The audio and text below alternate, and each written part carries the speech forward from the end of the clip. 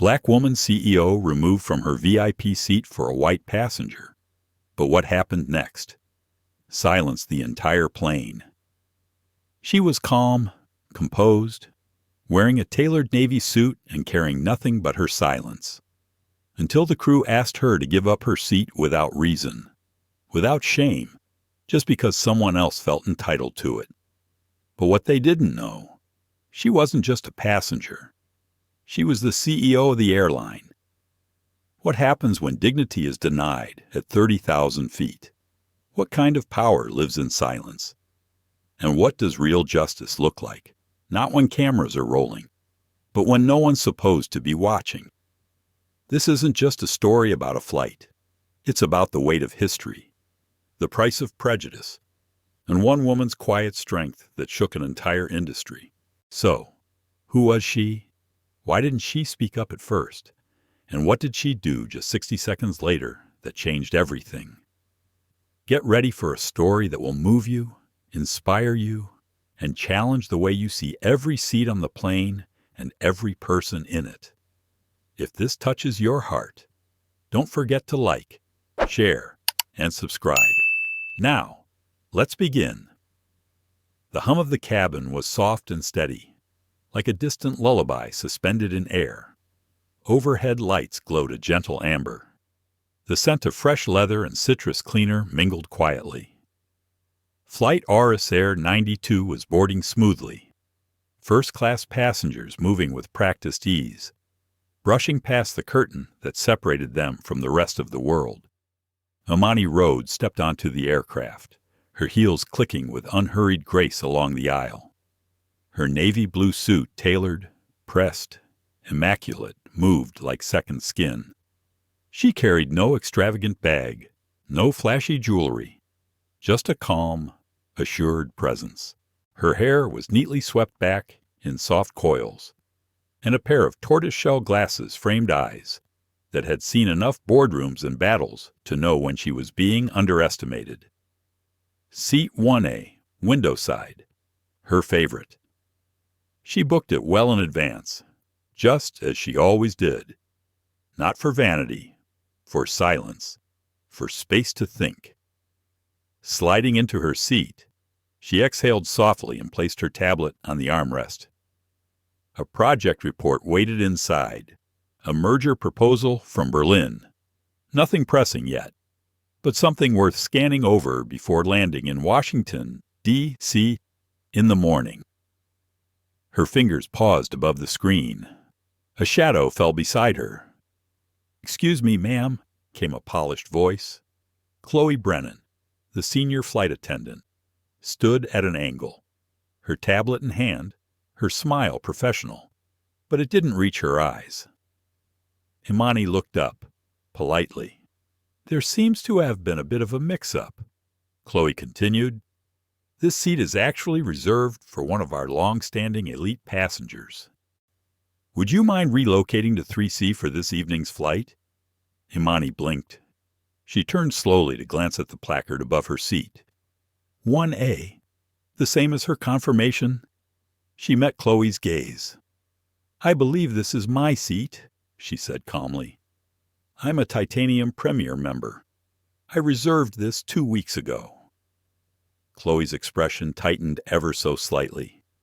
"Yes, but the system sometimes overrides for our most frequent flyers. It's not about status level, it's about consistency. Miss Klein flies this route 3 times a week. She's practically part of the airline family." Imani's brows lifted, barely. She was familiar with this tone, polite, warm, but hollow. Behind Chloe, a tall woman in her 50s stood with a slight huff.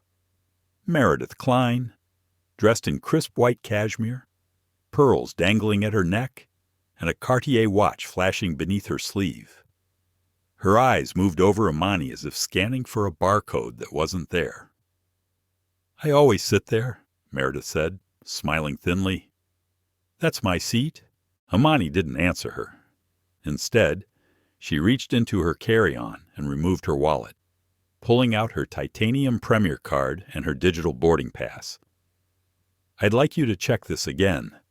Please, she said, her voice composed but firmer now. Chloe took the documents, scanning them with a forced smile. Her tablet blinked green. All valid. Still, she hesitated. Her lips curled in an apologetic shrug. I understand, but I'd appreciate your cooperation so we can complete boarding without delay.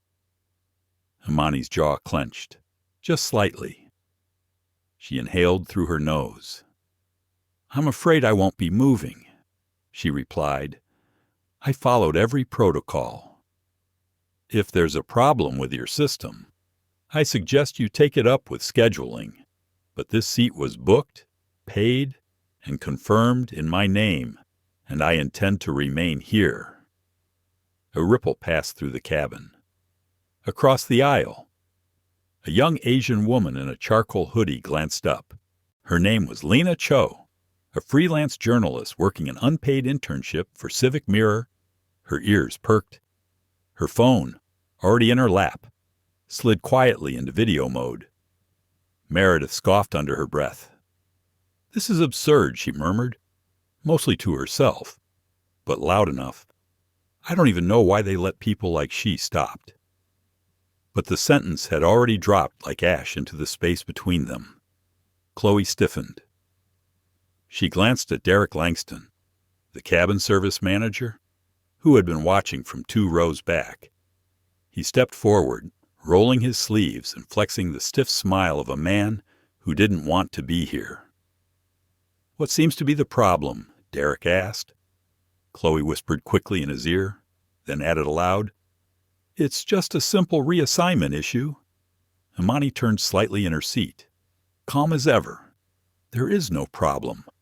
I'm in my seat. My credentials are correct. Derek sighed. Miss, he said louder now, drawing eyes. We're asking for your cooperation, not confrontation. Please make this easy. Imani folded her hands. And I'm asking for fairness. If you're telling me my confirmed seat can be taken at will, then I suggest you review your definition of policy. Lena kept recording. A man 2 rows behind pulled out his phone too. A pause. Chloe's smile fell away. Her jaw set. Meredith checked her watch again, then leaned toward Chloe and said, Not subtly. Some people really do love drama. Derek tried again. If you don't move voluntarily, we'll have to escalate this. Escalate it. Then, Imani said, her voice like a bell. Not loud, but it rang clear. The cabin froze. Even the hum of the plane seemed to pause. Imani turned her gaze out the window. Her face didn't flinch. But inside, her heart was thudding. Again, she thought. Always again. There had been the hotel lobby in London, the business lounge in Doha, the boardroom in Atlanta. Different scenes, same script. Do you ever get tired? Money of fighting for what you've already earned. She clenched her fingers in her lap, slowly released them. She would not yield. Not this time. Not in seat 1A. Not at 36,000 feet. And not to another smiling excuse wrapped in white fabric and old money. For a full minute, no one moved. Imani sat perfectly still in seat 1A, back straight, eyes forward. Her hands rested calmly on the armrests. Her lips were pressed together in a line that wasn't quite a smile, but wasn't anger either. It was something else, something quieter. Like someone who had memorized disappointment. Behind her, the line of first-class passengers halted. Even those in coach sensed the shift. There was an energy thick, confused, uncomfortable, like a storm cloud that hadn't yet decided if it would rain or explode. Chloe Brennan tapped on her tablet again, her fingers jittering just slightly. I'm calling the captain, she muttered under her breath. Derek nodded. Do it. Lena Cho stopped pretending to check messages and angled her phone openly now. She wasn't hiding it. Whatever this was, it felt familiar. Her parents had been through things like this. Her professors, too. What did they call it? Death by 1,000 kindnesses. Little cuts, delivered with a smile. Imani heard the click of Chloe's heels as she walked toward the cockpit. The cabin crew whispered behind their masks of protocol. Someone in row 2 coughed, loudly. Meredith Klein leaned against the partition with her arms folded. You'd think someone in her position would understand how things work. She said to no one in particular. Imani turned her head slowly and met Meredith's gaze. Not with anger, but with a look so still and pointed. It silenced the woman mid-sentence. Then, Captain Ross Delaney stepped out from the cockpit, tall, rigid, his pilot cap perched neatly on a head of silver-blonde hair. He looked like an airline commercial had come to life. Is there a problem here, he asked, surveying the situation like a man inspecting a broken tray table. Chloe stepped forward, explaining in vague terms, guest confusion, reassignment policy, seat miscommunication, a routine misunderstanding. Captain Delaney nodded slowly, eyes narrowing on Imani. Ma'am, he said, addressing her now, I understand you believe you were assigned this seat, but this is a frequent flyer seat, and in the interest of safety and peace, we're asking you to comply. Imani spoke clearly, evenly. My boarding pass says seat 1A. My membership level qualifies me for this seat. My travel profile includes the executive corporate account associated with this flight. I'm not moving. Captain Delaney exhaled. Then I'll have to ask you to deplane. There was a shift, not just in the cabin, but in the air itself. A tension that snapped like a rubber band. Lena's jaw dropped. A man in seat 1C leaned forward. Are you serious right now? He asked. Chloe turned red. She hadn't expected it to escalate this far. Meredith rolled her eyes. This is what happens when people think rules don't apply to them. Derek cleared his throat. Sir, I think we should maybe discuss this in private. But it was too late. Imani reached calmly into her carry-on again. Not frantic, not furious, just methodical. She pulled out a slim, matte black device and tapped in a few codes. The screen flashed. Within 10 seconds, an alert was sent to a secure server. Lena's phone vibrated at the same moment. So did 6 others in the cabin. A message had gone out. Oris Air, Flight AA92, VIP seat reassigned without protocol. Passenger Imani Rhodes. Action requested full incident review. Lena scrolled. A digital press release had auto-populated from Orion Path's media team. Imani wasn't just some businesswoman. She was the CEO of Orion Path. She sat on the Joint Oversight Committee for Civil Rights and Corporate Aviation, and she was the single largest private shareholder of Oris Air, holding 23% ownership. Imani looked up at Captain Delaney, eyes calm. You should know who you're speaking to before asking someone to leave their seat. The captain blinked. The calm in her voice was louder than any shouting. He turned to Chloe. Is this true, Chloe? Flushed and suddenly uncertain, opened her mouth, then closed it. Her hands began to tremble as she rechecked the manifest. Then her breath caught. It was true. Imani Rhodes, 47, VIP shareholder, National Equity Commissioner, and a woman who had just been publicly humiliated in front of a plane full of witnesses. The cabin became a silence chamber. Chloe stepped back, her voice tiny now. Ms. Rhodes, we didn't realize I noticed, Imani said quietly, and then the comm system on the aircraft beeped. The call was coming from the ground. Derek picked up the receiver, listened, his face drained. He handed it to Captain Delaney. It was Victor Hale, the CEO of Aureus Air, and he was furious. "I want a full incident report on my desk in 30 minutes. Victor's voice thundered through the phone. "I want names, footage, and protocols. No spin, no excuses. You have humiliated a board-level partner, and you violated a dozen anti-discrimination protocols." Captain Delaney mumbled something. Victor cut him off. "In 60 seconds, you're going to walk back into that cabin, and you're going to issue a full apology. If Ms. Rhodes does not receive immediate and complete restoration of dignity, every person involved will be escorted off that aircraft. Am I clear?" "Yes, sir." The captain returned the receiver to its cradle. He turned to Imani, stiff as iron. "Ms. Rhodes, on behalf of Aureus Air, I deeply apologize for this unacceptable treatment. You are, of course, welcome to remain in seat 1A. Imani nodded once. "I know."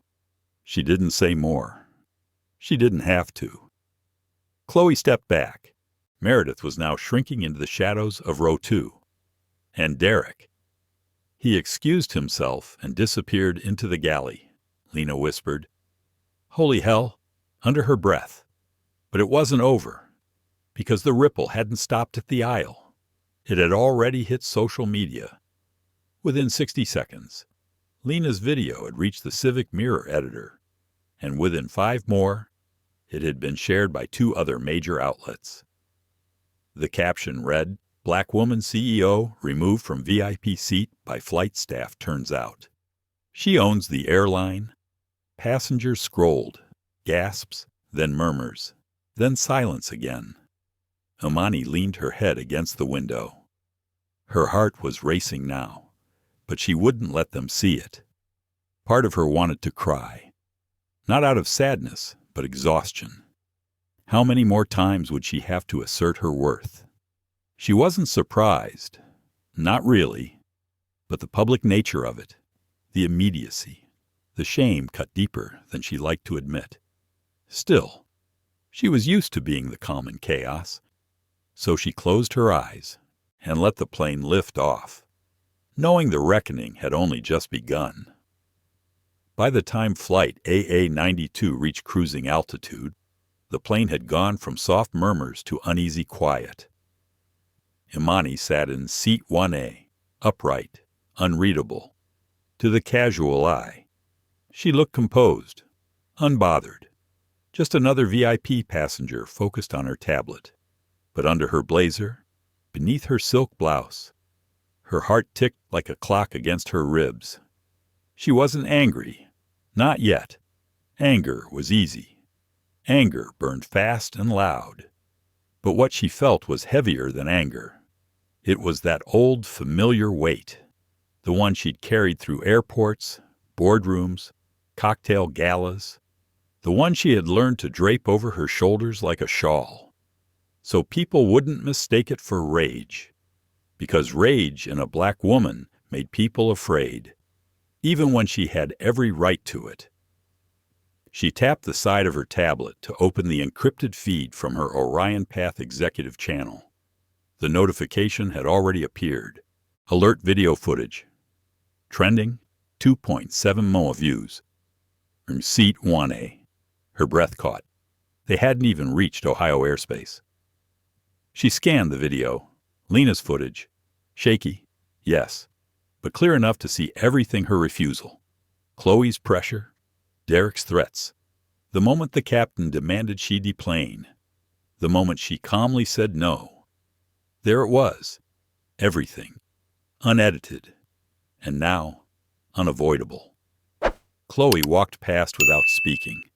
Her posture had shifted from confident to careful. She no longer met Imani's eyes. Neither did Derek, who now lingered near the galley, whispering with other crew members like they were planning a retreat. Meredith Klein, the once entitled seat thief, had ordered 2 glasses of wine already and stared out the window like she wanted to disappear through it. It wasn't guilt she felt. It was embarrassment. The difference was subtle, but mattered. Embarrassment didn't lead to change. Imani knew that well. A gentle chime rang overhead. The captain's voice filled the cabin, stiff and slow. "Ladies and gentlemen, this is your captain speaking. We'd like to apologize for the earlier disruption. Aureus Air remains committed to creating an equitable, dignified, and respectful experience for all passengers." Imani exhaled.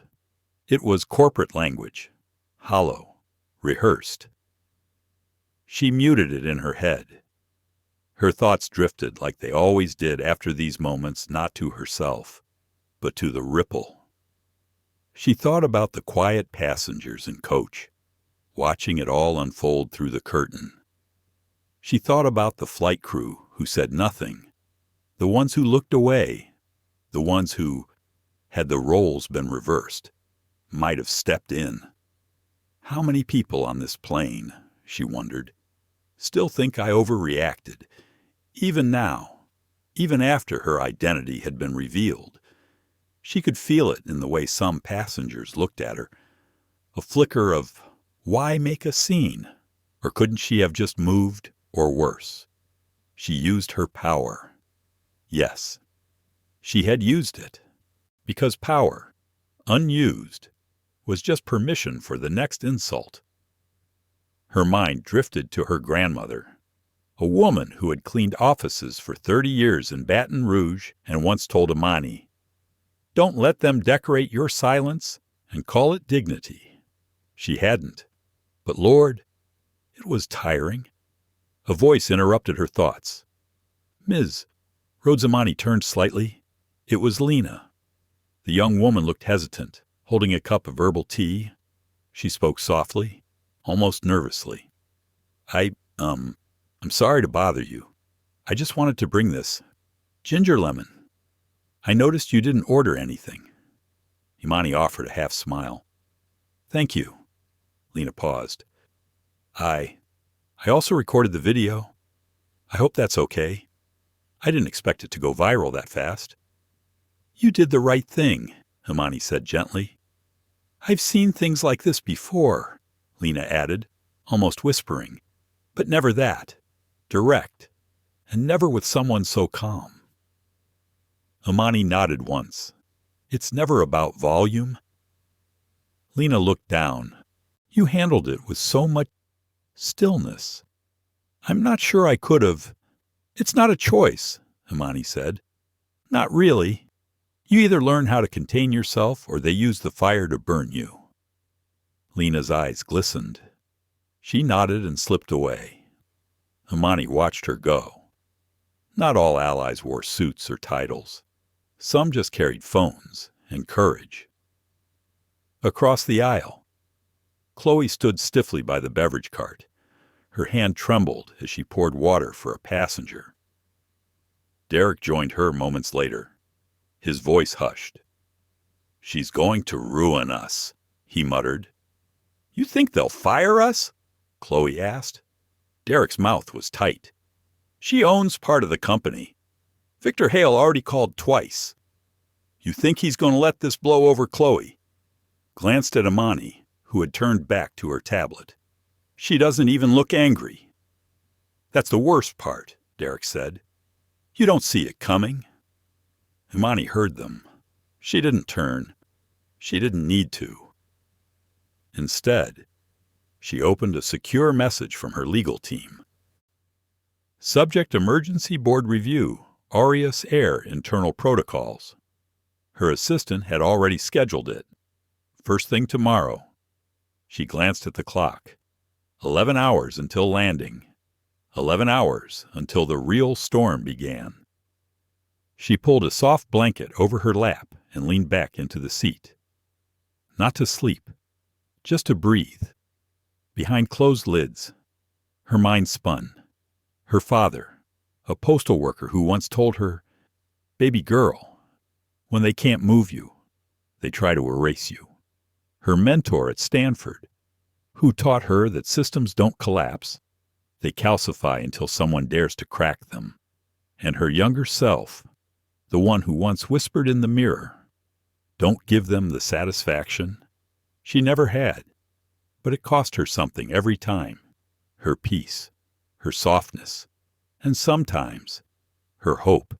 But not this time, because this time the world had seen it, and this time she wasn't going to let it go.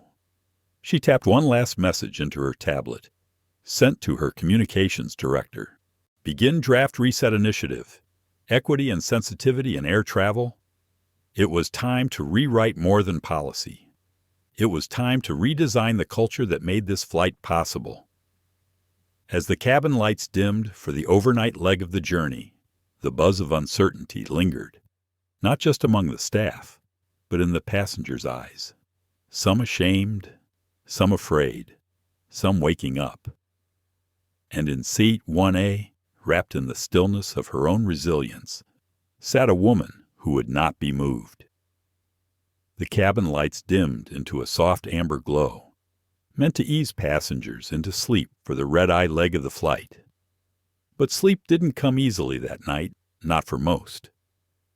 Imani remained seated, her blanket now folded neatly across her lap, untouched. Her fingers hovered above her tablet, the draft of the reset initiative blinking softly on the screen. She hadn't added anything to it yet, not because she didn't have ideas, she had a dozen, but because her thoughts wouldn't sit still long enough to be typed out. They kept circling back to something deeper than the incident itself. The silence, not her silence, theirs. That long aching stillness when no one, not one member of the flight crew, stood up for her. Not when they assumed she was in the wrong. Not when they told her to leave. Not when it was obvious something unjust was happening. They had stood beside policy, procedure, and one another, but not beside truth. That was the echo that lingered longer than the insult. She glanced to her left.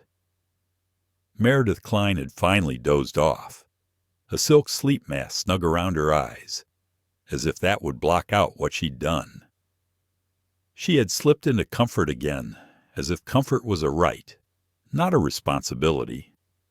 Imani turned back to the screen and quietly typed the first words. Reset Initiative. A restorative program to address unconscious bias, power misuse, and racial profiling in aviation hospitality. Not just training, but re-education, restructuring, and accountability. Her fingers paused. The cursor blinked. And somewhere down the aisle, a tray clattered. Someone had dropped a cup. Imani didn't flinch, but she noticed every sound, every shift in the atmosphere. She had trained herself to be aware, hyper-aware. The first thing her mother ever taught her about navigating white spaces was don't just listen to what they say. Watch what they do when they think no one's watching. And tonight, what she saw said more than any policy manual ever could. In the galley behind her, Derek Langston leaned against a storage cabinet, head in hands. He looked different now, not polished and confident like when the flight began. He looked small, rattled.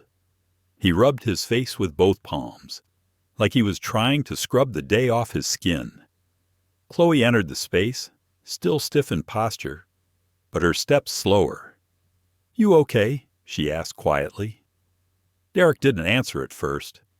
Then finally, he muttered, "Do you think she's going to cost us our jobs?" Chloe sighed. "Probably." There was a long silence between them. Then Derek added, "I didn't even think. I just saw her sitting there and assumed she wasn't supposed to be." "That's the part," Chloe said. "You didn't think?" "Neither did I. But she didn't even get angry," Derek said, sounding almost bewildered. "She just sat there like she was. Used to it." Chloe looked down at her shoes. "She probably is." They both fell silent. A young flight attendant, maybe in her 20s, entered to grab more cups. She glanced between them, sensing the tension. "She's not the first one I've seen treated that way," she whispered, "just the first one who pushed back." Neither Chloe nor Derek responded. They didn't have to, because they both knew this wasn't an isolated mistake. This was a system, a culture, and it had just been caught in 4 back in seat 1A. Imani added another line to her draft. Reset must include quarterly flight audits, anonymous passenger reporting, immediate suspension protocols for discriminatory behavior, and a restorative justice process, one that requires witnesses to confront their role in silence. She read it over, then reread it, and her throat tightened. Not because of pride, but because it shouldn't have taken this for change to begin. It should have happened decades ago, back when her mother was refused first class in 1982 and told it was for the safety of the other passengers. Or in 2001, when her mentor, Dr. Elaine Brooks, was detained in customs for 3 hours because her doctorate didn't match the assumptions of the agent on duty. This wasn't new. It was inherited, and she was tired of inheriting it. A soft knock tapped against her armrest. Imani looked up. It was Lena. Again, this time holding a small notebook in her hands. "Sorry," Lena whispered. "I know it's late. I had something I wanted to show you." Imani motioned for her to sit. Lena crouched in the aisle instead, respectful, like she didn't want to impose. "I keep this on me whenever I travel," she said, holding up the notebook. "It's silly, but it's where I write about things I don't want to forget, good and bad." She flipped to a page and turned the book toward Imani. In messy but heartfelt handwriting, Lena had scribbled, "She didn't raise her voice once, but the whole plane heard her silence. Power doesn't always speak, it stands." Seat 1A. Imani blinked. She wasn't prepared for the way those words landed. "Thank you," she said quietly, voice catching. "I just wanted you to know," Lena said, "that I saw you, and that some of us are learning." Imani nodded. For the first time that night, her expression softened. Lena stood, squeezed Imani's shoulder gently, and walked back toward her seat. And for a moment, Imani allowed herself to breathe deeper, not because the situation was over, but because something had cracked open. Someone had witnessed it, named it, written it down. That mattered, more than she could say. She turned back to her draft and kept writing. The plane rocked gently with turbulence, but her fingers stayed steady. She added new lines, bolder ones, and as she did, Meredith stirred in her sleep. Her mask fell slightly. Her eyes fluttered open. She saw Imani still working, still calm, and for a second, her gaze met hers. Imani didn't look away, and Meredith did, because shame, unlike silence, rarely survives eye contact. By 3:22 a.m. over Indiana airspace, the cabin was silent, but nowhere near asleep. Some passengers stirred restlessly in their reclined seats. Others fidgeted in that in-between state where dreams don't quite settle, and consciousness refuses to drift, the kind of stillness that presses against the skin and lingers in the gut. Imani hadn't moved from seat 1A. Her tablet lay beside her now, its screen dark, her notes saved and encrypted. She sat upright, arms folded lightly, eyes open but unfocused. In the faint blue light of the cabin, she looked like a sculpture of thought, not frozen, not hardened, just immovable in purpose. From behind the curtain, voices emerged in waves, soft and anxious. Derek was pacing. Chloe whispered with a junior attendant about standard response times for emergency protocol reviews. Someone mentioned that Victor Hale had called again, this time speaking to legal directly. Imani could hear them, though she wasn't trying. They were louder than they thought. Or maybe they weren't used to having to whisper at all. She tilted her head back and let her eyes close for a moment, not to rest, but to reset. Her thoughts wandered again, this time to a younger version of herself. 24, sitting in the back row of her first investor pitch, told by a white VC partner that she spoke too precisely to be relatable. Then later, at 32, being mistaken for the assistant at her own product launch, and even just last year, walking into a London boardroom where the chairman turned to shake hands with her white CFO and said, "You must be the visionary behind all this." No apology came when he realized she was the CEO. Just an awkward laugh. And a memo the next day about diversity engagement. It never really stopped. That subtle erasure. Until you made them see, until you refused to be moved. And now, in the very seat someone tried to remove her from, she sat not out of defiance, but because it was hers. Rightfully, simply, quietly. The intercom chimed again. "Ladies and gentlemen," the captain's voice echoed, "we'll begin initial descent into Washington, D.C. in approximately 90 minutes. Local weather is clear and calm. Thank you for choosing Aureus Air. Clear and calm." The irony didn't go unnoticed. Imani exhaled. Aureus Air's public relations team would be scrambling by now. Morning news cycles were only hours away.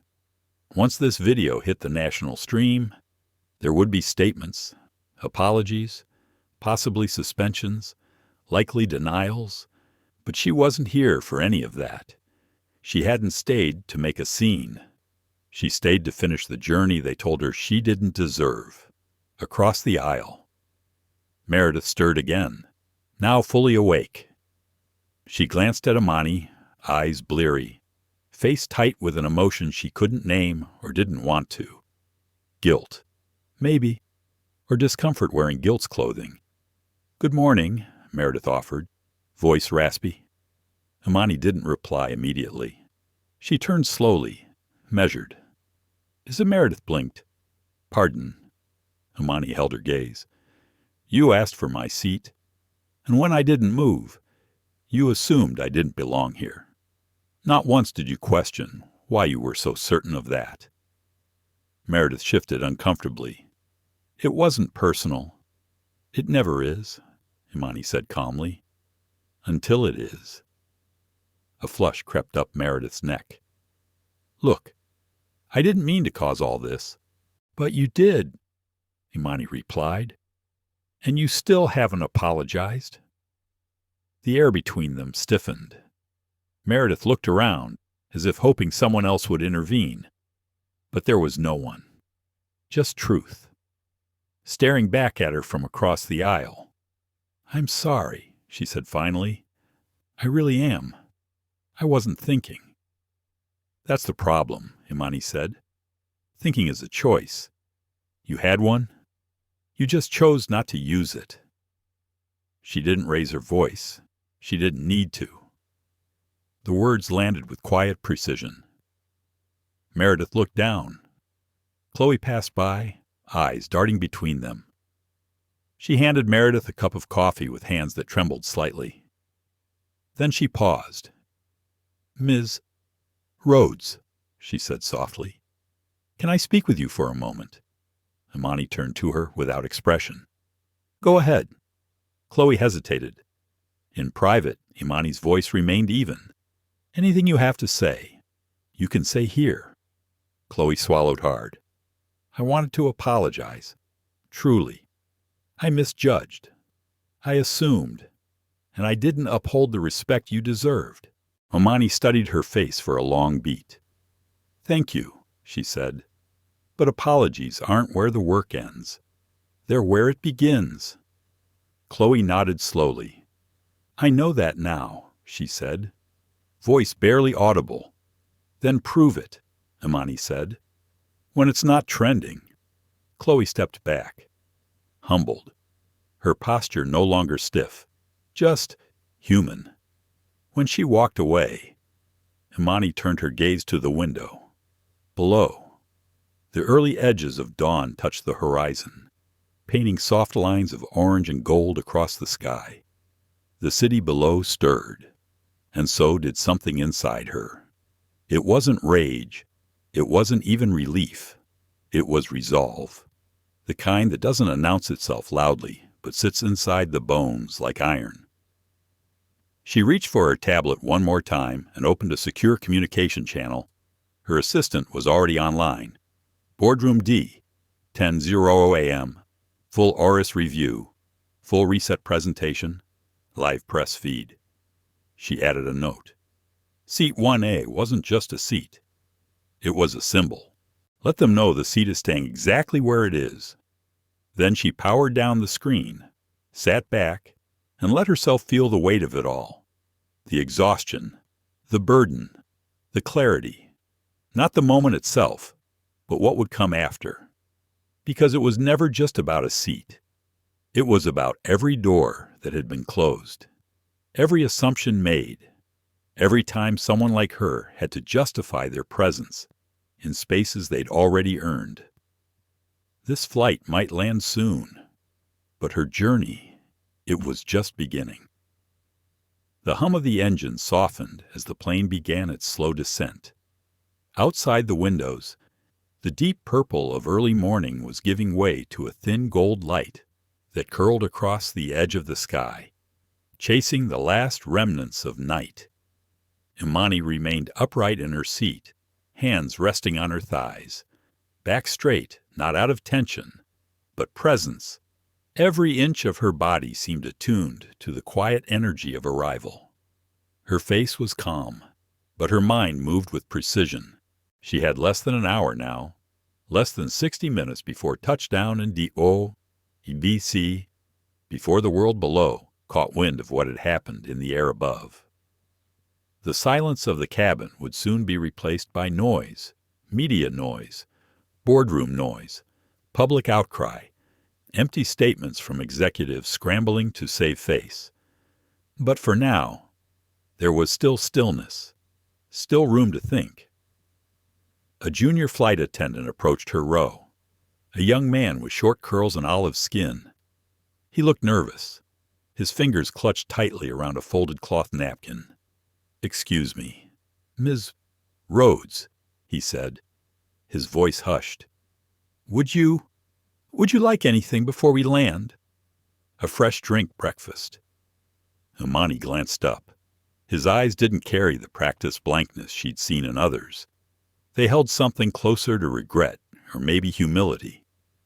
"No, thank you," she replied gently. He nodded and turned to go, but paused after one step. "I'm sorry," he said suddenly.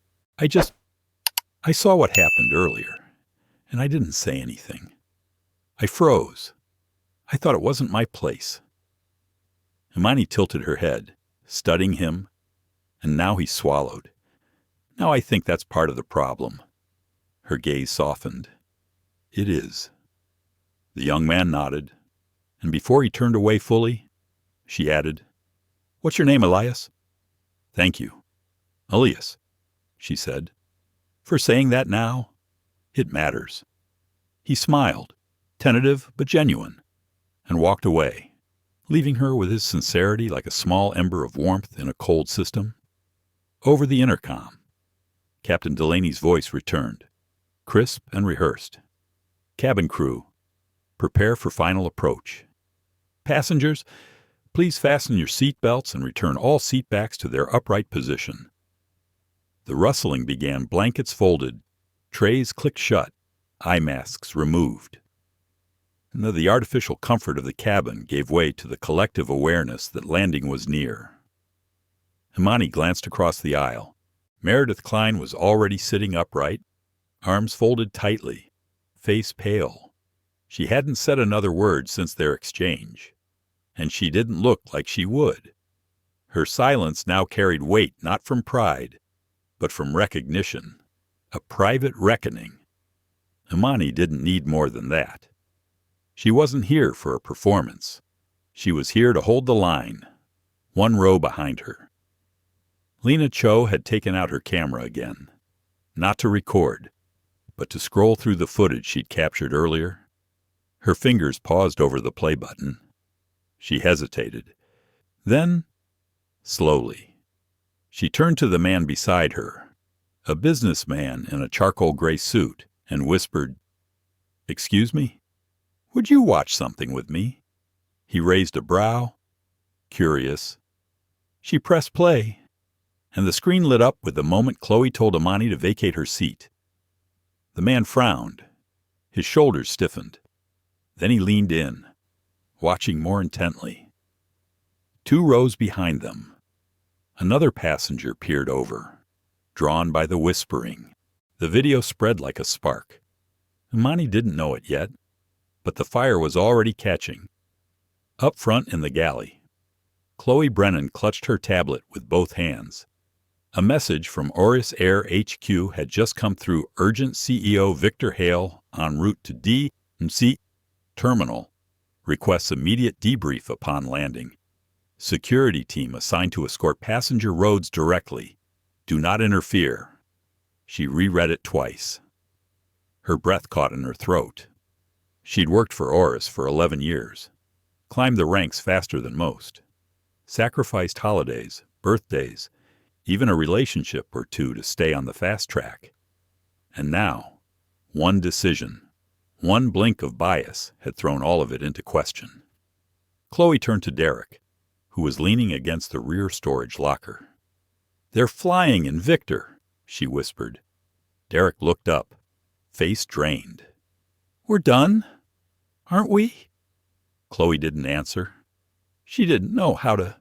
Instead, she stepped out of the galley, walked the aisle slowly, pretending to check seatbelts. Her eyes avoided Imani. She stopped at Meredith's row instead. "Ms. Klein," she said quietly. Meredith turned, wary. "We'll have a staff member assist you at the gate, if there's anything you need." But Meredith shook her head. "No, just don't speak for me." Chloe's lips parted in surprise. "I created that mess." "Not you," Meredith said. "And if Mr. Hale asks, you can tell him I said so." Chloe straightened, nodded, walked away. The landing gear dropped with a soft mechanical thump. A subtle jolt passed through the cabin. The final descent had begun in earnest. Imani reached for the belt around her waist and clicked it firmly into place. From her window, the Potomac River curved beneath them like a ribbon of ink, catching the glow of the rising sun.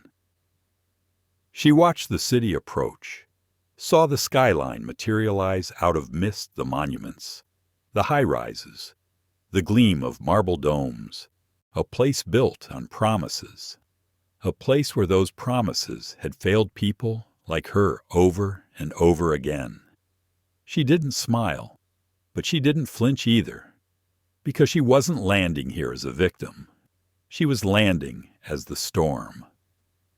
The wheels kissed the runway with a soft screech, followed by the gentle roar of reverse thrusters. The cabin jolted slightly forward as the brakes engaged. Seatbelt signs blinked back to life.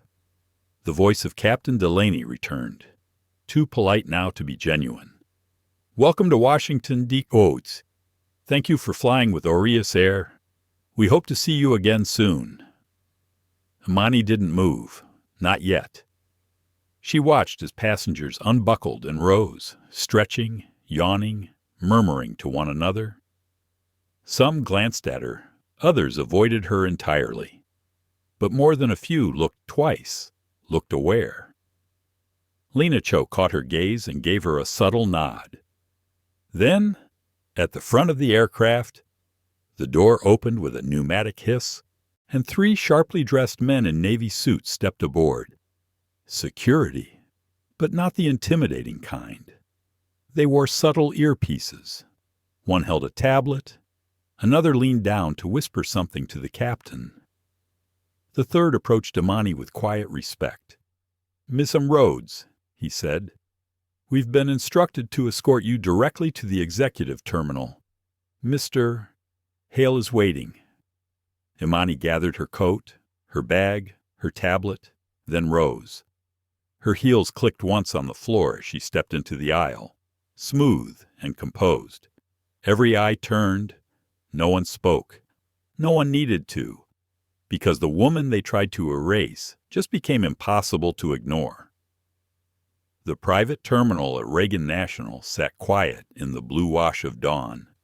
It was far from the bustle of the main concourses.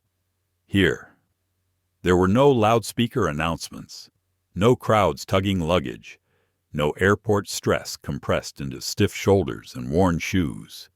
Here, the air felt thick with anticipation.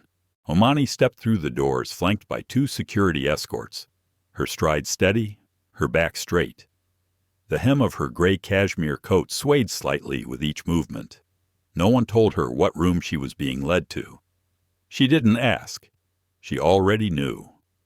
This wasn't a meeting. This was an arrival, a reckoning. Through a glass-walled hallway, she saw the figure waiting.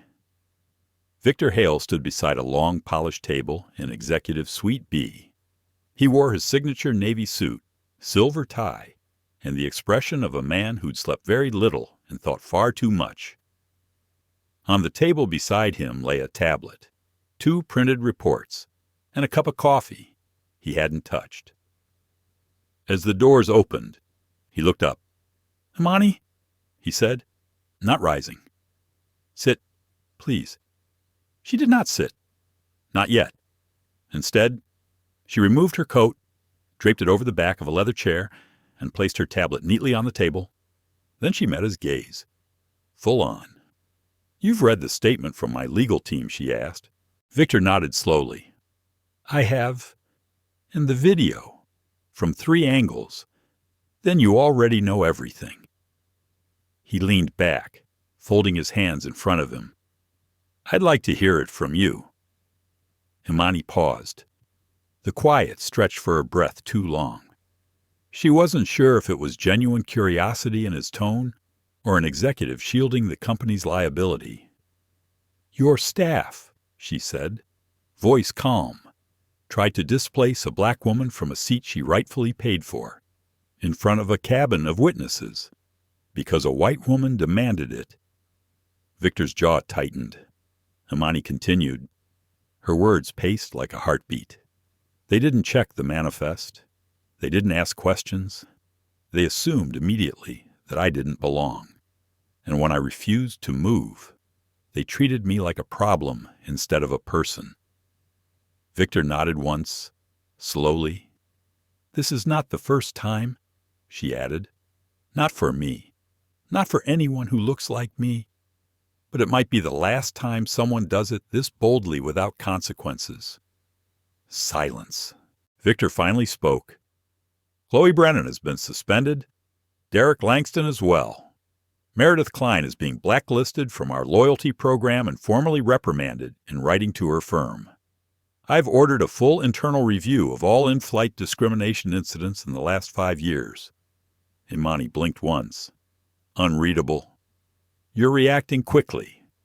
"I have no choice," he replied. "The footage is already circulating. By noon, this will be national. By tomorrow, international. So it's damage control. It's accountability," Victor countered. "Or at least, Cho, it will be, if you let it." Imani studied him carefully. "You want me to help you clean this up?" "No," he said quietly. "I want you to help me fix it. Long-term, publicly, transparently. You've been fighting this fight longer than most executives I know. You have the vision, the reach, and the trust." Imani narrowed her eyes. "You mean I have the credibility?" He didn't deny it. "You need me," she said. Victor looked down briefly. "Yes, and I won't insult you by pretending otherwise." She allowed that to hang in the air for a moment. Then finally, she sat down. "Then listen to me closely," she said. Victor nodded, sitting upright. "I don't want an apology," Imani said.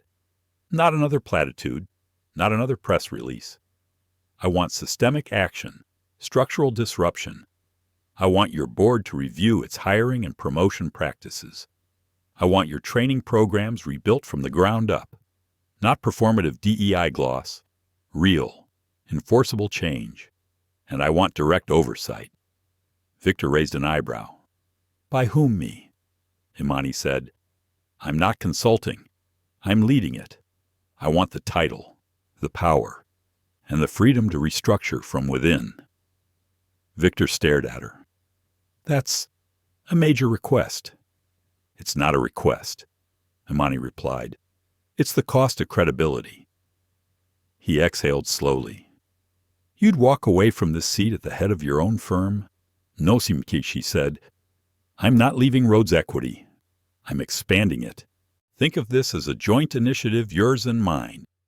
It will have a name, a presence, and teeth.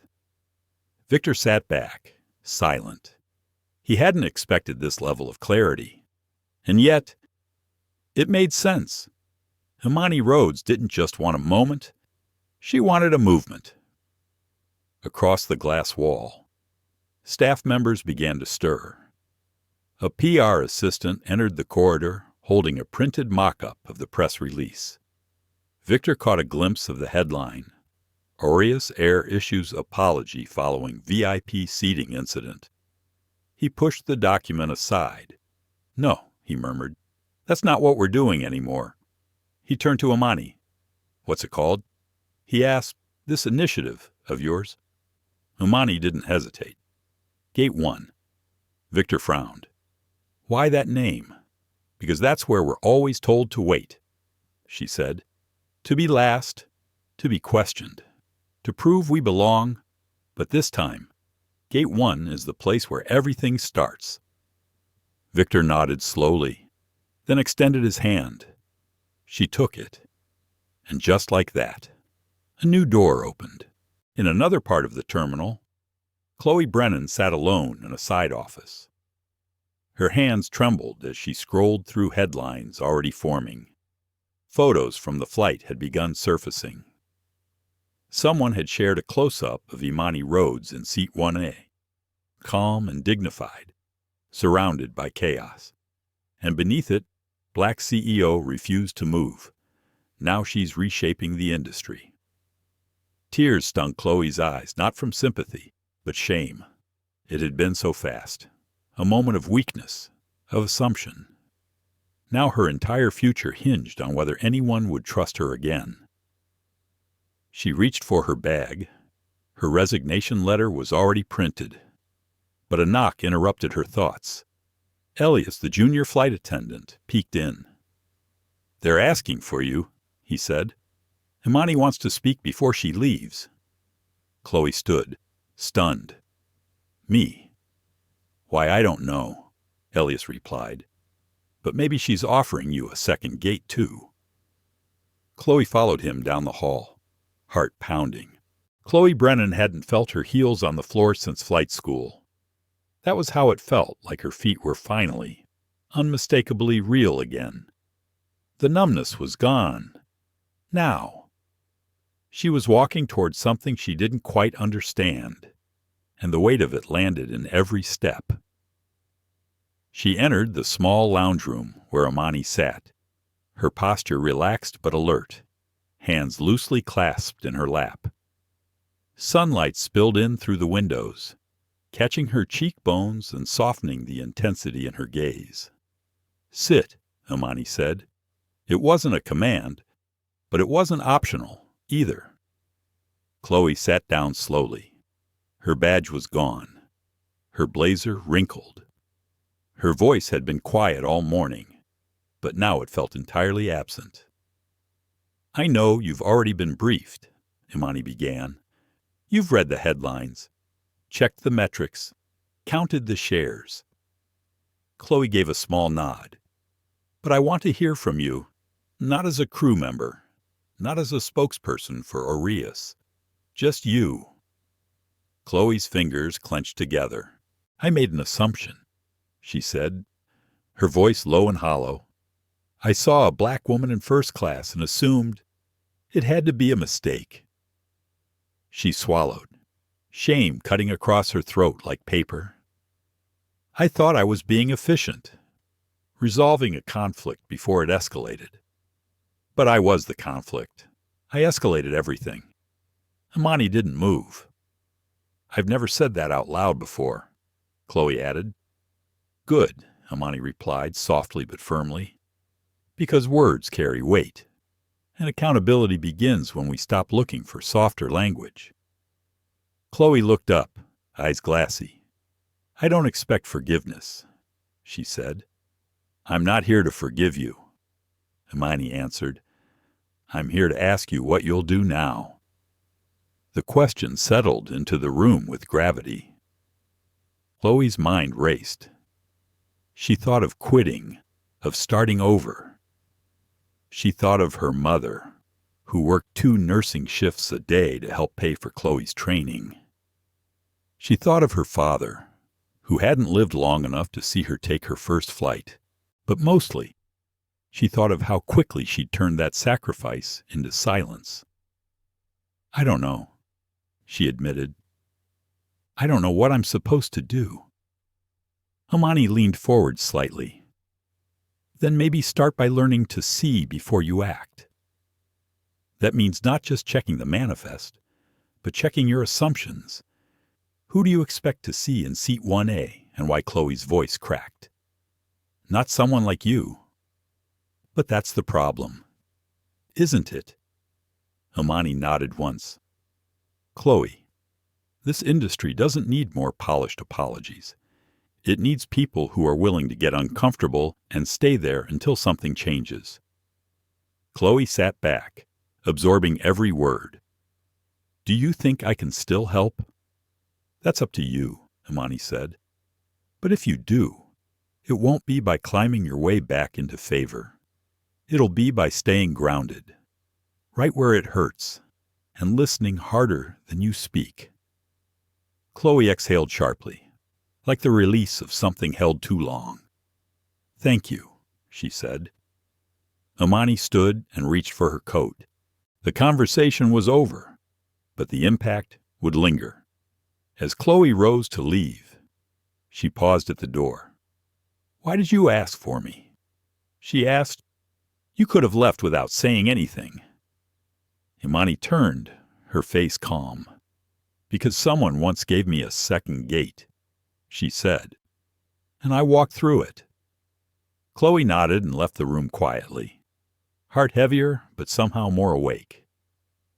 Down in the main terminal, passengers from Flight 227 were still filtering into the airport. Some were already on social media, tagging Aureus Air. Others whispered about the woman in suite 1A. Lena Cho sat cross-legged near the large glass windows, her laptop open on her knees. She was already writing the first blog post. She paused, stared at the blinking cursor, and then typed. She didn't raise her voice. She raised the standard. Across the room, Meredith Klein stood near the information desk, speaking into her phone in a hushed but assertive tone. I told them myself. She was saying, it was me. I demanded the seat. I refused to back down even when I was wrong. It wasn't the flight crew. Not all of them. I was complicit. And it's time I stop hiding behind decorum. A pause. No. I don't want press coverage. I want clarity. And I'm not doing this for redemption. I'm doing this because I never want my silence to be mistaken for neutrality again. When she hung up, Meredith looked out the window, face pale but resolute. She wasn't the same woman who had boarded that flight. She never would be again.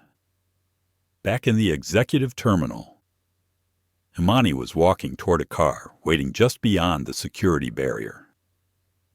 Aaliyah stood nearby, watching as she approached. He offered a small wave, uncertain. She stopped beside him. I looked you up, she said. Elias blinked. Me your crew file. You're 2 years into your contract. Youngest to be promoted to international routes. Born in Albuquerque. Majored in hospitality management. He smiled sheepishly. You really did read it. I did, she said, and I noticed something else.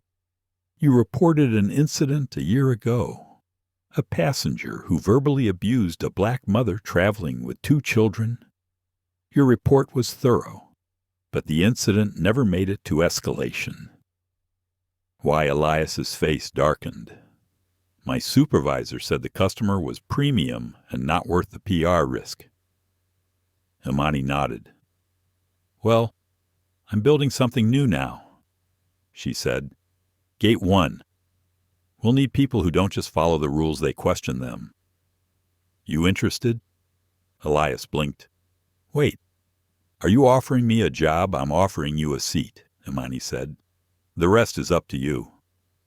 He stood silent for a second, then grinned.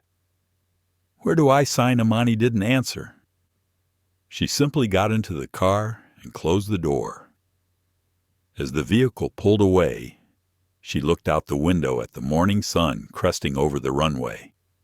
It wasn't warmth, she felt it was momentum, the kind that comes when truth stops knocking politely and kicks down the door. The world wasn't changed yet, not by a long shot, but maybe, just maybe, it had started to listen. The elevator ride to the top floor of the Rhodes Equity Building was unusually silent. Imani leaned slightly against the mirrored wall, watching her reflection shift as the floors ticked by. 36, 37, 38. She had returned to New York overnight. The city was gray with rain and car horns, the kind of moody weather that matched her current pulse. Sleep had been short. Her inbox had ballooned into a storm. Press outlets were circling, her team was buzzing. And yet, Imani's mind felt strangely still. This stillness wasn't peace. It was the moment before the wave crests, the inhale before the statement that changes everything. When the doors opened, her assistant Rena was already waiting, tablet in hand. You have 30 minutes before the board convenes, Rena said, walking quickly beside her. We've prepared the press release, and your keynote has been drafted. But there are already leaks. The Gate 1 name is trending on 3 platforms. Hashtags are multiplying. Imani gave a slight nod. And Victor Hale has requested to attend via secure stream, Rena added. He says he's prepared to match your funding offer, privately and publicly. Imani paused at the door to her office. And the board. Rena hesitated. Divided. A few are worried this turns Rhodes Equity from investment strategy into activism. One member called it a political detour. A flicker of frustration passed through Imani's eyes. A political detour, she repeated under her breath. Interesting how justice is only ever political when it disrupts comfort. She stepped into her office, motioning for Rena to close the door behind her. It was quiet again. The city lay beyond the tall windows, towers blurred with mist. She moved to her desk, picked up the hard copy of her remarks, and flipped through the first page. The words felt right, but something inside her stirred a restlessness that refused to be silenced by rehearsed language. She thought back to her parents. Her mother, a postal worker in South Carolina, had taught her how to read before kindergarten. Her father, who fixed elevators by day and worked church security by night, had once told her, "You don't need permission to belong. You build the room and then open the door." That door was now opening, and behind it stood legacy. Her phone buzzed. It was a message from Ava, her oldest friend, now a civil rights attorney. "You've already won, but they don't know it yet. Make them feel it." Imani smiled. Across the city, in a midtown apartment.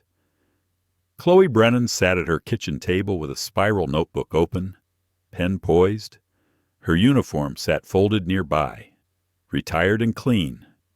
She wasn't sure what came next, but for the first time in a long time, she was letting herself ask real questions. Why had she joined the airline industry? What kind of service had she hoped to give? What voices had she silenced to protect her own? The knock at her door startled her. She opened it to find a small delivery box on the mat. Inside was a thick envelope with a letter printed on Gate 1 letterhead. She read it twice before sitting down again, trembling. The letter offered her a position, not a flight role, but a contributor's seat on the internal education team for Gate 1's pilot program. She would help reshape the same cultural training that had once failed her. The letter didn't promise redemption, it promised responsibility, and that was more than she'd expected. She picked up the pen again and began to write this time. Not to explain herself, but to examine the blind spots that had once governed her actions. Across town, Meredith Klein met with her law firm's diversity partner.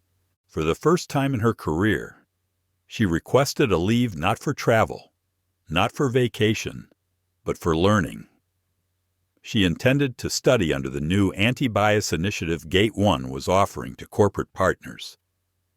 I enabled harm, she said, and that means I need to unlearn more than I ever thought necessary. In the terminal office at Reagan National, Elias checked his new inbox. His badge had been updated, his contract revised. His title now read Gate 1, Inclusion Strategist, Field Engagement. It felt surreal. He wasn't the hero of the story, but he had survived its truth, and now he had the chance to rebuild something better. At precisely 11:45 a.m., Imani entered the Rhodes Equity boardroom. The table was long and cold. Faces watched her from across its polished surface, some skeptical, some supportive, others unreadable. She placed her remarks down and looked around slowly. I won't speak for too long, she began, voice steady, because I believe the actions we take next will speak louder than anyone's speech. A few heads nodded. Let me be clear, what happened on Flight 227 wasn't an isolated error. It was a systemic reflex, a silent choreography of assumptions performed in real time, and it revealed what so many of us already know. We are not seen as equals in every space we occupy, even when we pay the same, even when we lead, even when we own. The room was silent now. Gate 1 is not a charity. It is not a PR response. It is not a branding opportunity. It is a platform built to make equity tangible. It will be funded, staffed, measured, and accountable, and it will begin here, with us. She paused and looked toward the monitor where Victor Hale appeared via livestream. Aureus Air has committed $10 million in full access to personnel for evaluation. I've pledged $5 million personally. I now ask this board to do the same, not out of obligation, but conviction. A murmur moved through the room. One hand rose, then another, and another. The vote was unanimous. As she stepped back from the table, Imani did not smile. She simply nodded. This was not the end. It was the threshold. One floor below. Rena was already preparing the public rollout. Lena Cho had been invited to document the initiative as its embedded journalist. The announcement was scheduled for 2 p.m. Imani returned to her office and stood at the window once more. Down below, people moved like streams of energy. Lives intersected, paths crossed, assumptions hardened or softened, and somewhere, a woman sat in seat 1A, for the first time feeling like she belonged without needing to explain why. The press release was approved. The email to partners was queued. And as Imani closed her eyes for a brief moment, she whispered, not to herself, but to the generation coming next. We will not sit where you tell us to. We will rise where we choose to stand. Flight 3111 from New York to Seattle took off in the soft haze of early afternoon, cutting through a sky streaked with wisps of light. It was the first official route operated under the Gate 1 partnership, and the first time Chloe Brennan had been on a plane in weeks, not as cabin crew, but as an onboard inclusion observer. She wore civilian clothes, held no clipboard, and carried only a small notebook in her lap. Her presence had been disclosed to the flight team, but her role was quiet. She was not there to audit. She was there to witness, reflect, and record. It felt strange at first, to be among passengers again, but with new eyes. To sit in seat 3C and realize just how invisible she had once been until the moment she became a symbol of everything wrong. She had spent the last 2 weeks immersed in bias training, therapy-supported reflection groups, and one-on-one interviews with crew members who had either left or been reassigned after Flight 227. Each story added a piece to the puzzle. Some had known what they were doing. Others hadn't understood until it was too late. Most had never asked themselves the hard questions. But Chloe had, and she was determined never to stop asking them now. Across the aisle, an older black woman sat in 3A, reading a battered paperback with gold edges. Her purse was neatly tucked, her nails carefully painted. She hadn't spoken much, but her presence drew Chloe's attention, not because of anything she did, but because of what it reminded her of. Her mother. The same quiet grace, the same alertness born from a lifetime of being misunderstood. "Excuse me," a voice said suddenly. A man in khakis and a pressed collared shirt hovered awkwardly near their row. "I think you're in my seat," he said, directing the comment toward the older woman. She glanced up, blinking. "This is 3A. "Right, but I booked 3A.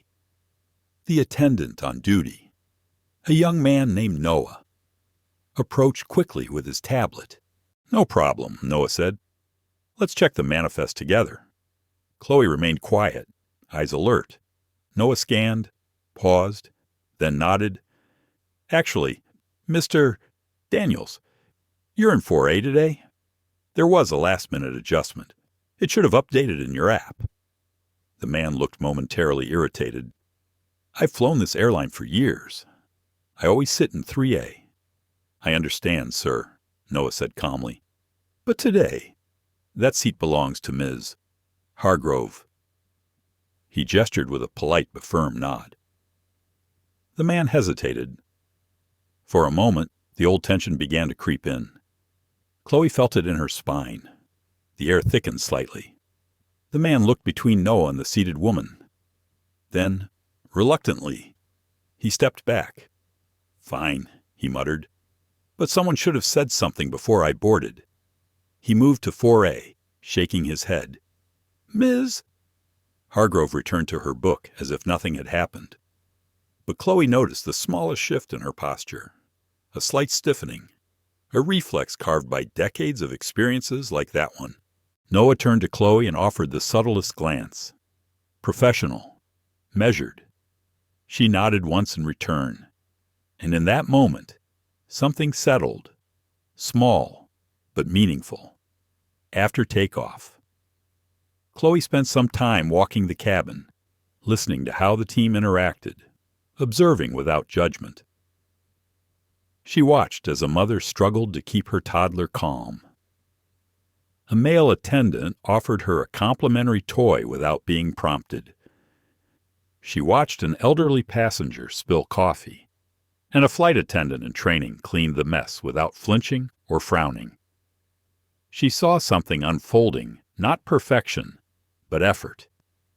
And where effort lived, change could take root. Later in the flight, as the cabin dimmed for rest, Chloe found herself seated again, notebook open. She wrote a single sentence. It takes longer to unlearn silence than to memorize empathy. Across the country, in Seattle, preparations were underway for the public unveiling of Gate 1's physical hub. The new training facility would include simulation labs, community feedback stations, and trauma-informed staff education. Imani stood inside the unfinished space, hard hat in hand, walking through steel beams and fresh drywall. A muralist had already begun sketching the outline of a large image on the far wall. It was Site 1A, but the face in the drawing was not Imani's. It was anonymous, intentional. Because the seat, she'd insisted, didn't belong to a single story. It belonged to every moment someone had been told, without words, that they did not belong. As the muralist worked, Imani took a call from Victor Hale. "Press is asking if we'll release the passenger list from Flight 227, he said. "There's buzz about turning it into a documentary." "No," Imani replied. "The story doesn't belong to the media. It belongs to the people who lived it. And we won't commodify that pain." Victor paused. "I agree. I just wanted to make sure you felt the same." They spoke briefly about partnerships, expansion, and the possibility of creating a digital training module for schools. But Imani's mind was already back in the air, with Chloe, wondering how it felt to re-enter the cabin as a different kind of presence. That evening, after the flight landed and passengers began to disembark, Chloe waited near the terminal door. "Ms." Hargrove approached slowly, clutching her bag. Chloe stepped forward gently. "Ms. Hargrove, may I walk you to the lounge?" The woman paused, then smiled softly. "I like that." They moved together through the terminal, side by side, and as they walked, Chloe spoke not from a script, but from memory. "I was on Flight 227. I was the crew member who made the call." "Ms." Hargrove stopped walking. "I've been learning since then," Chloe continued, "and I still have a lot more to learn. But I want you to know, I saw what happened today, and it mattered to me that no one questioned you." The older woman looked at her for a long moment. Then she nodded once. "Good," she said. "Now make sure it keeps mattering. Not just today, but next year, and the year after that." Chloe smiled. "Yes, ma'am." The two of them entered the lounge together. It wasn't loud. It wasn't dramatic. But it was, in every sense, a landing. Imani Rhodes stepped through the tall glass doors of the Seattle Community Forum Center 2 hours before her keynote. The air outside carried the scent of rain and new growth, that faint perfume cities wear after a storm has passed. Inside, teams buzzed around her. Security was tight but discreet. Journalists milled with their cameras tucked to their chests. Attendees wore name tags, yes, but many of them bore something else on their faces: expectation. Not for drama or spectacle, but for direction.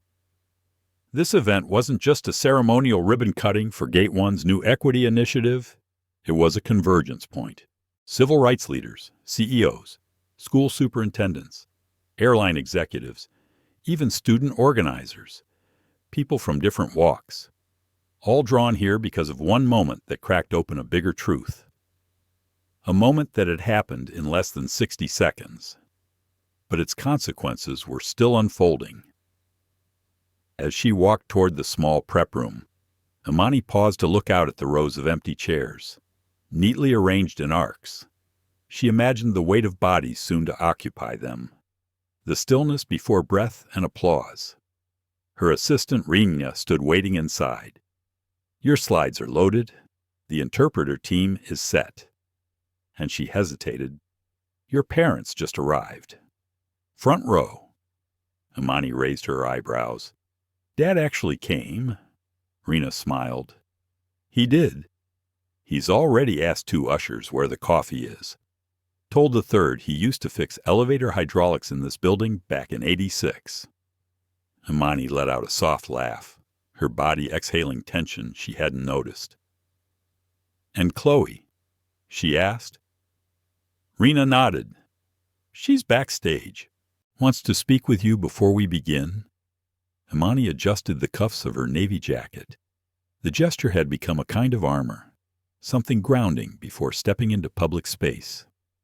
"Send her in," she said. Moments later, Chloe entered quietly, wearing a tailored gray blouse and wide-leg slacks. She looked different, not just in appearance, but in energy, more centered, less haunted. They greeted each other with a hug, brief but warm. "I wanted to thank you," Chloe said, "for the chance, for not turning me into a symbol or a headline." Imani met her gaze. "You did that yourself," she replied, "by showing up, not perfectly, but presently." Chloe hesitated, then pulled out a folded note. "I'm not ready to speak on stage," she said, "but I wrote this in case you think it might matter. It's what I wish I'd said on Flight 227. Imani accepted it, folded it again, and tucked it into her pocket. "Thank you," she said simply. The final sound check began. A soft chime echoed through the hall as the lights lowered and the crowd began to settle. Imani took her place behind the curtain. She could see her mother in the front row, holding her father's hand, her eyes shining but steady. And beyond them, faces of strangers, yet somehow familiar. People who had heard the story, who had lived their own versions, who had waited for someone, somewhere, to name what they too had felt. The host introduced her. Applause swelled, respectful but eager. Imani stepped into the light.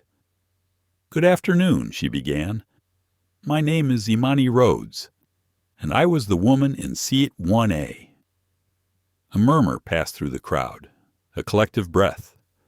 "I wasn't just seated there as a passenger," she continued. "I was placed there by circumstance, by privilege, by purchase, but also by the invisible weight of every moment before that one." She paused. "On that day, I was removed from my seat to accommodate someone whose discomfort mattered more than my dignity.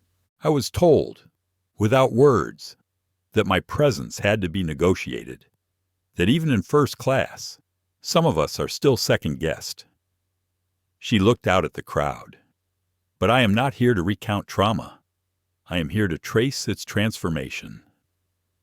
She moved from the podium and walked slowly to the center of the stage.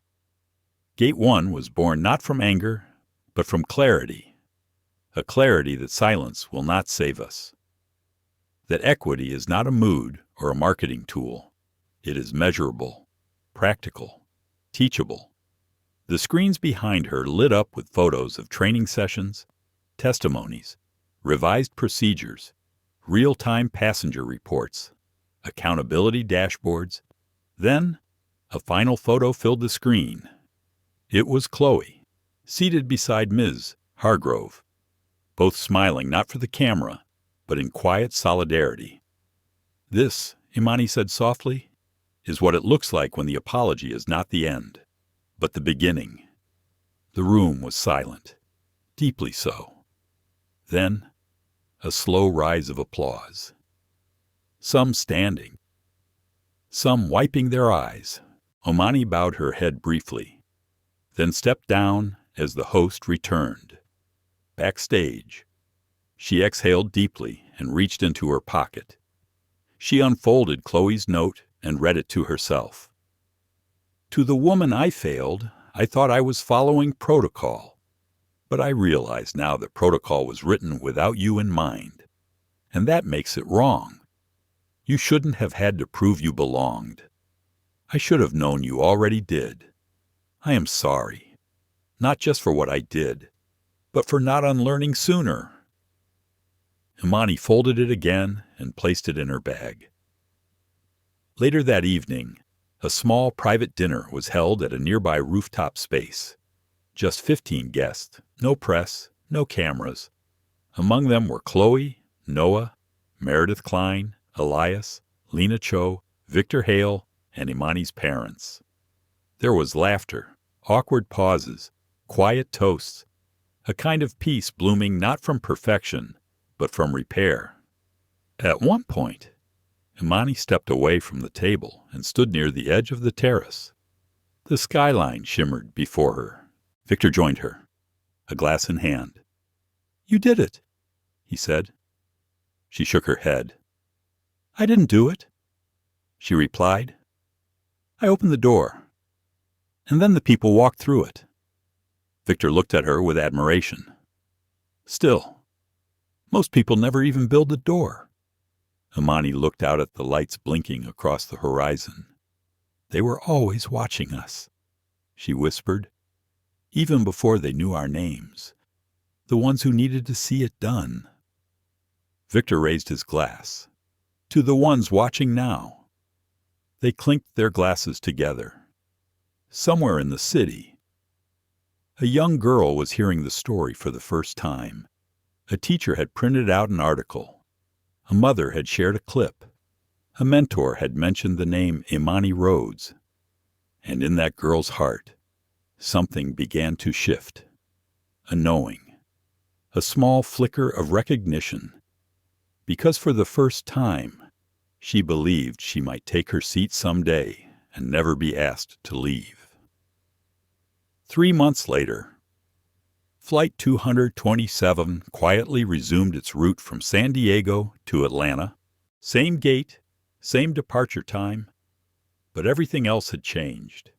There was no press release, no ceremonial boarding, just the soft ding of announcements and the shuffle of passengers filing down the jet bridge, unaware of the weight that lived in the cabin they were about to enter.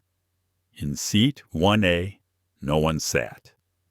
The seat had not been removed or marked in any unusual way, but it had been intentionally left open.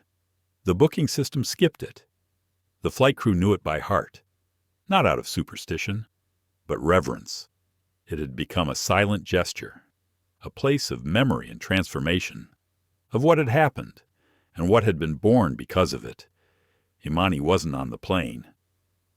She had declined the invitation to be aboard the relaunch, not because she couldn't face it, but because she believed the space should live beyond her.